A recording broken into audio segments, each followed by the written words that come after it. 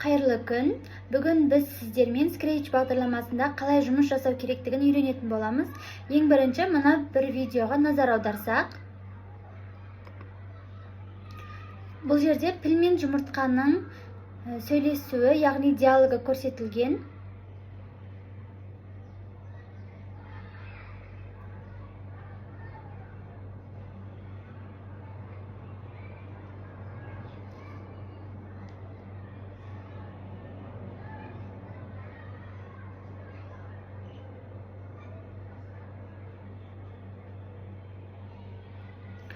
Енді осы бағдарлама қалай жұмыс жасайтындығына назар аударайық.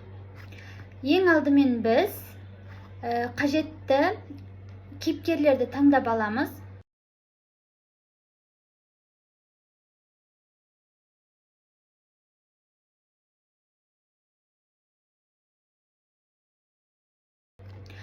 Кейіпкерлерді таңдап алғаннан кейін қажетті фонды таңдап алатын боламыз.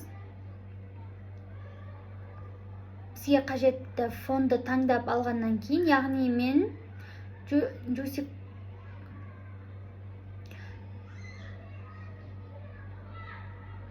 қажетті фонды таңдап алғаннан кейін біз піл мен жұмыртқаның әрекеттерін жасайтын боламыз. Енді біз кейіпкерлердің костюмдерінің ауыстырылуы туралы айтатын боламыз. Ең бірінші бұл бізде піл.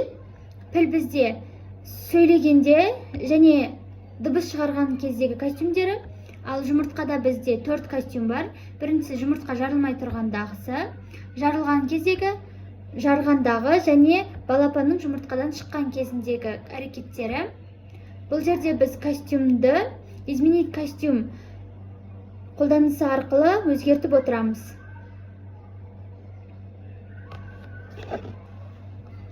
Scratch бағдарламасында әрбір кейіпкердің костюмдеріне бөлек назар аударылады және олардың сөздеріне арнайы уақыттар беріледі.